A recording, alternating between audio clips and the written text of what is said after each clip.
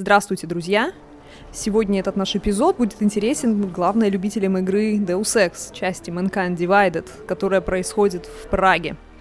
Прага в этой игре абсолютно выдуманная. Здесь нет ничего от настоящей Праги. Ни имен, ни локаций, ни баров, ни клубов.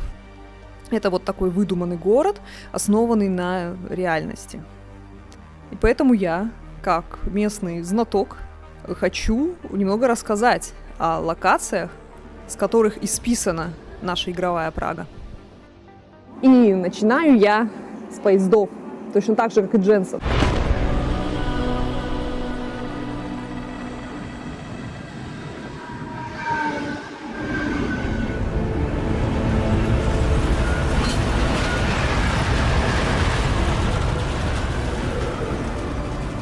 В игре Дженсен приезжает в Прагу на электричке и приезжает, судя по виду, вот по этому холму с Прагой, с Пражским градом, приезжает откуда-то с запада, во всяком случае, так я могла бы представить.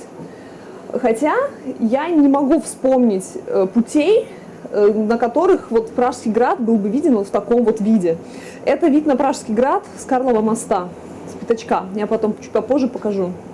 А судя по тому, как он приезжает на станцию, это он приезжает с востока, то есть со станции, с которой сейчас еду я, Надража Либень, или с Надража Высочаны, потому что как он подъезжает, на какую платформу и с какой стороны, главное, он явно едет с востока. Miller, it's Jensen. Just getting off the train now. Copy that. We'll debrief when you get in. You coming straight to the office? Unless there's a problem at a checkpoint. Your papers should be in order. Just keep your head down. Miller out.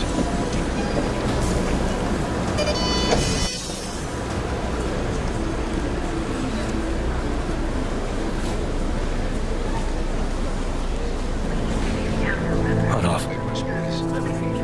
Представим, что я ехала вот в этом вагоне, а не в первом, и вот вышла отсюда. И вот я иду ровно по тому пути, который проделал Дженсен, когда он вышел из поезда. Встретился с Алексом Вегой. Он встретился, как наткнулся на Ивана Берка, под которого я кашу, кстати, в этой вот желтенькой своей кофточке. И он вошел вот в эти двери. Для того, чтобы здесь наткнуться на контроль. И чтобы здесь прогремел взрыв.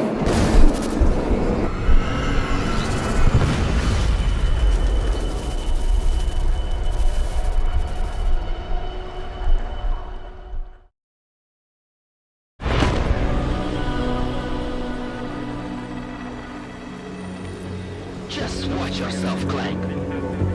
I can't believe you're doing that! You brought this on yourself. Put your hands up on that! Don't make this any harder than it has to be. I hate this city. Come on. На вокзал в игре мы не попадаем в мирное время, кроме как с самого начала игры, когда там произошла не бомбежка, а произошел этот террористический акт. Но это вот явно вот этот вот наш вокзал. В игре он все-таки немножко поживее будет. В игре на нем и магазинчики, и какие-то табло со временем, и все, что хочешь.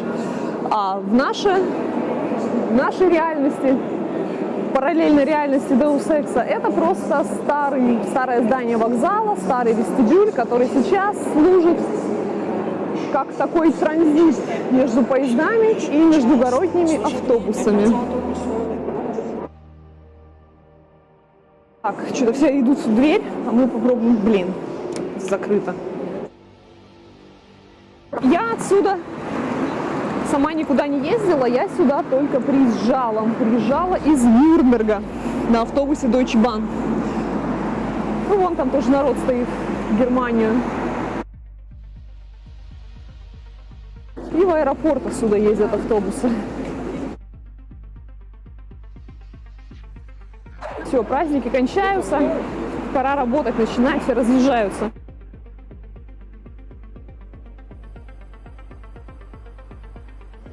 там пока объявление про очередной опоздавший поезд, но это нормально, все поезда здесь опаздывают. Вокзал возник между годами 901-909, и пассажиры проходили через это здание аж до года 1977, до того, как открылся подземный вестибюль, то есть наш современный вокзал.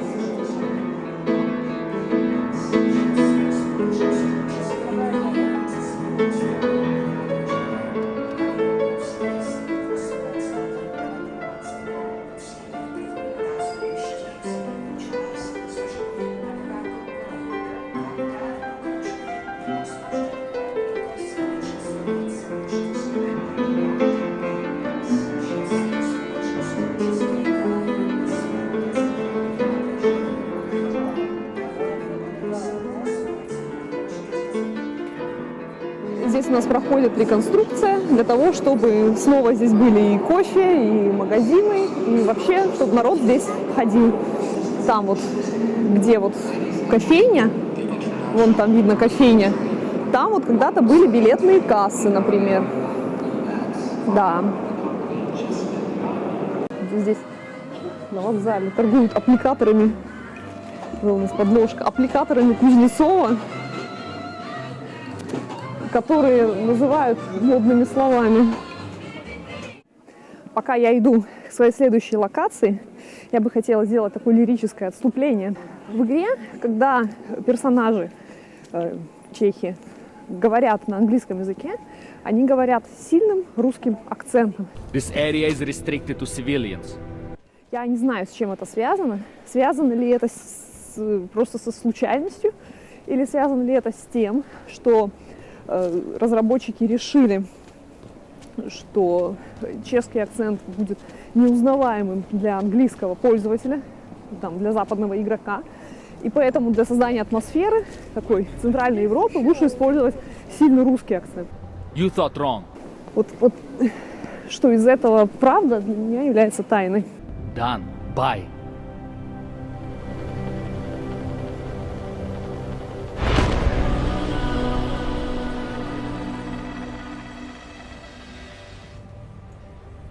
Это моя любимая локация в игре.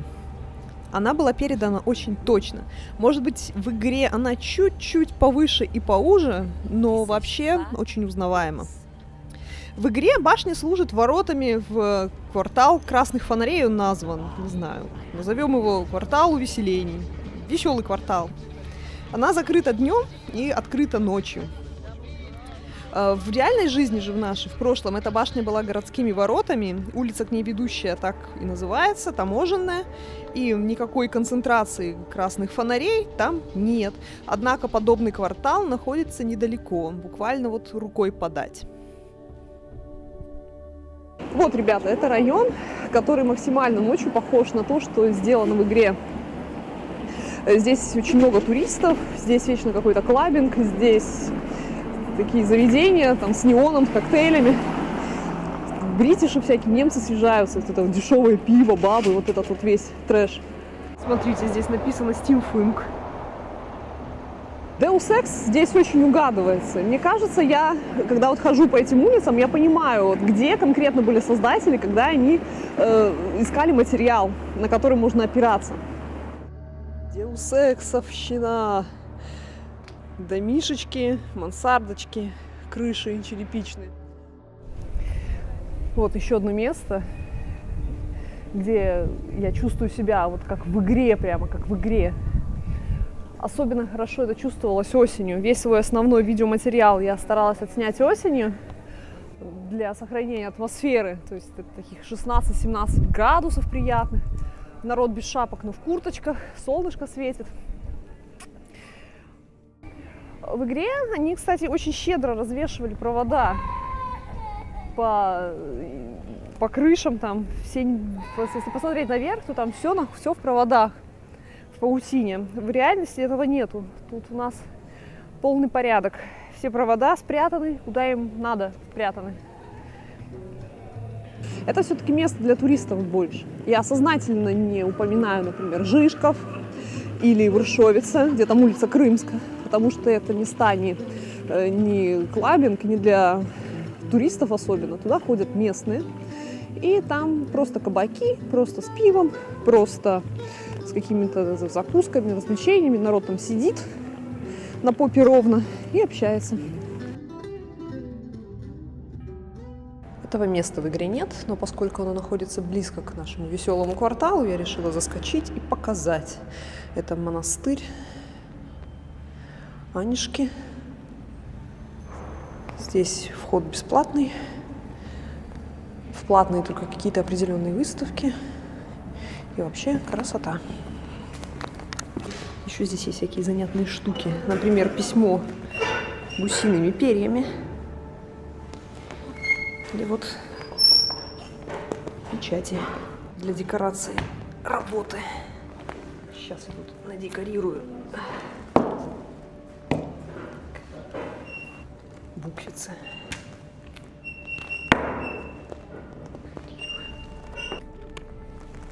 Гусиное перо. Сейчас я вся измажусь с ног до головы. Вот так вот, друзья. А потом изобрели книгопечатание. Народ уткнулся в книгу. Никакой духовности, никакого общения. Вот так.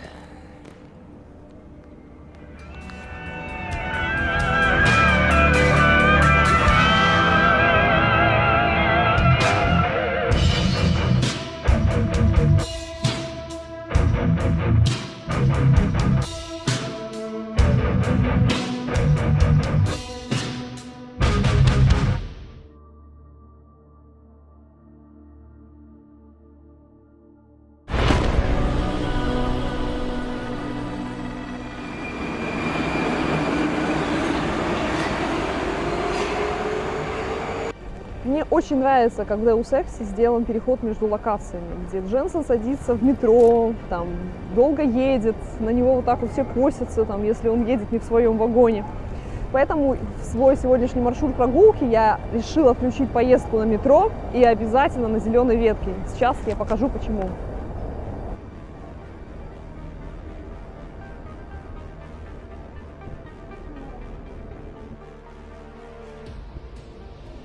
Потому что именно на зеленой ветке метро в оформлении использованы элементы, которые разработчики повторили в самом Deus Ex. Панели с углублениями имеются на зеленой ветке, на ветке А. Все эти панели, этот шрифт, эти буквочки объемные.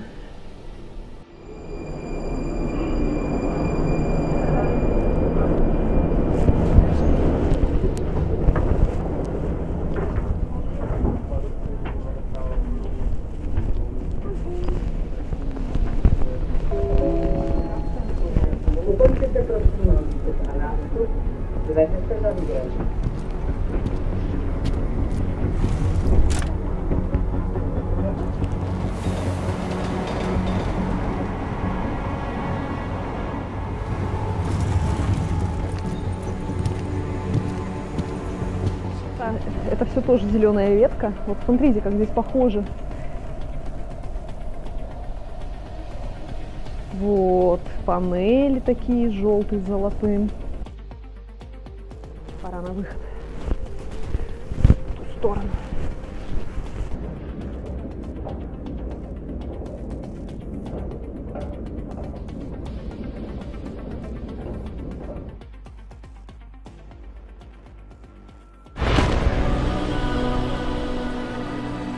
Здесь, на этой площади, на Старомнестской, у нас находятся сразу два объекта, которые в игре приобрели вид такой несколько франкенштейновский. Это вот этот вот готический дом у Звону возле церкви. Он там в каком-то переулке находится.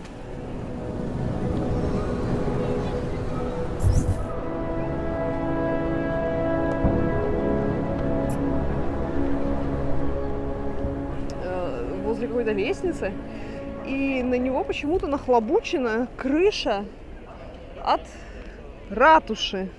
От вот этой нашей ратуши. Вот это вот самая крыша.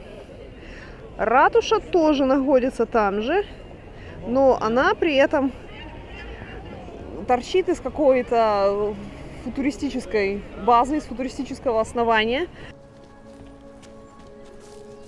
Она вся в неоне, и она немножко выше и уже. Тоже такой немножко монстрик. Вот она, наша ратуша вблизи.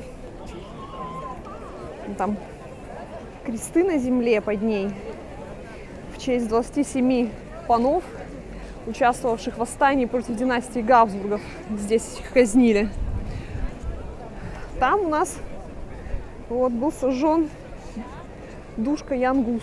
Вон там памятник. Deus Ex игра характеризуется также и тем, что там во всяких красивеньких зданицах исторических находится всякий неоновый трэш, что мы можем видеть и здесь. То есть вот в таком вот нашем доме. Вот он какой. На главной площади, главной точке притяжения для туристов, у нас находится вот такое вот чудо-юдо. Я подхожу к локации. Перед этим я сказала, что вид на Пороховую башню, моя любимая локация, брякнула, не подумав. Но, наверное, вот эта локация все-таки мне нравится больше всего, потому что здесь хороший вид.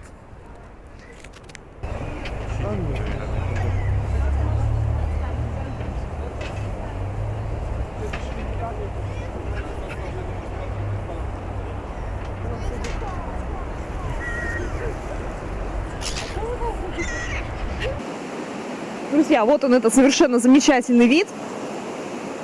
Наверное, мой любимый в игре. И один из любимых, наверное, в Праге. Находится на самом севере нашей Праги игровой. И здесь недалеко, в нашей виртуальной реальности, вот в ту сторону, есть дом Чиканы. А так здесь вот так. То есть прямо вот это вот прямо пришли, сфотографировали и эту фотку влепили на наш бэкграунд.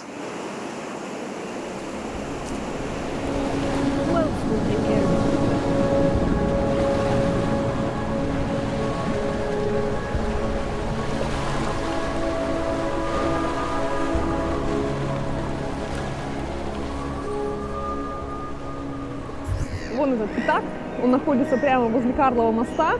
Карлов мост, вон туда немножко, вон туда. Сейчас я туда пойду. Очень жалко, что они в игре не сделали такую достопримечательность, не дали возможности побегать. Привет, птица. Не дали возможности побегать по Карлову мосту тем, кто никогда не был в Праге. Ну, так бывает.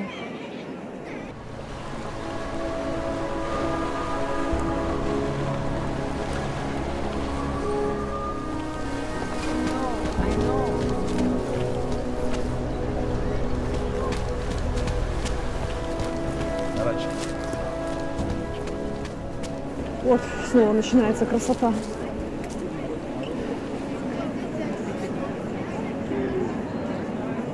То есть вот там вот в ту сторону был пятачок, я вот так вот прошла, и вот здесь вот, по идее, как в игре сделано, здесь, по идее, должен был бы быть двор закрытый и дом Чиканы. В игре этого моста нет. Мне кажется, он удачно вписался бы в качестве локации, с которой грузинская мафия сбрасывает неугодных. Вот, как, например, вот этого вот Яна Непомуцкого, которого выстроилась очередь на потрогать. Вот он, бедолага. Вот здесь еще одна структура, ворота, которые отмечают вход с моста на малую страну.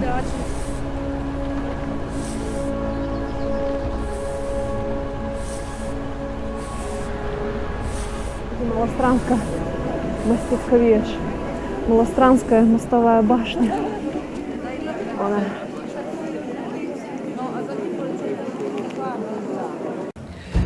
Друзья, Сейчас я нахожусь в Малой Стране, и это та часть города, которая больше всего похожа на игровой Deus Ex. То есть на сами улицы, на то, как расположены улицы, на вот эти вот арочки, переходы, порталы, архитектуру, переулочки. Здесь улицы не такие широкие, как на той стороне реки, где находится наш веселый квартал. Здесь улицы поуже. Здесь вот такие вот у нас есть галерейки, такие вот всякие.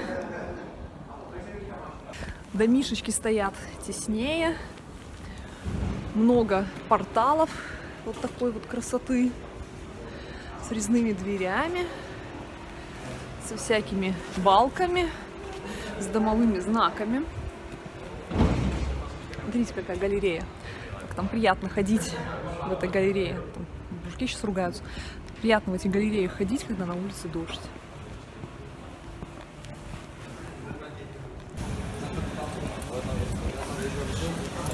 Смотрите на эти входные группы, полукруглые.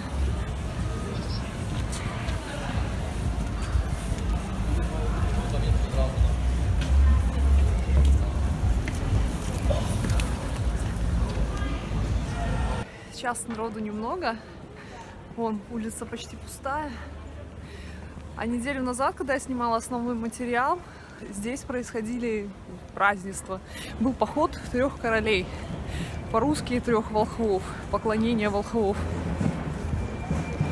На верблюдиках. С барабанами. Наряженные мужики проехали от Града до Староместской площади.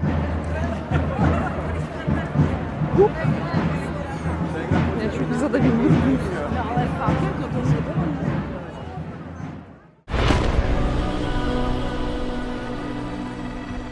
В Deus Ex есть множество прекрасно подмеченных деталей на улице, например, таблички, лавочки, брусчаточка.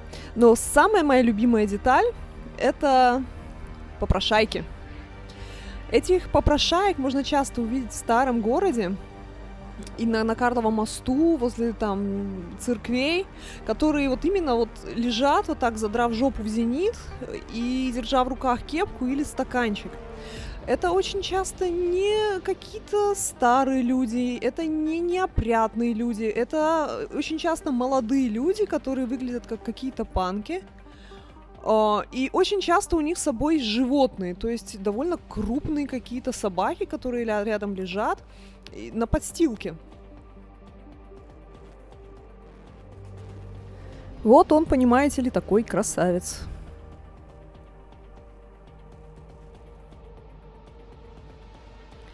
Конечно, элемент, который сделает любую локацию интересней и любой город на любом, даже самом замусоренном континенте лучше, это перепад высоты. Это всякие холмики, лесенки, подъемчики, перильчики. Плюс это брусчаточка. Это все дает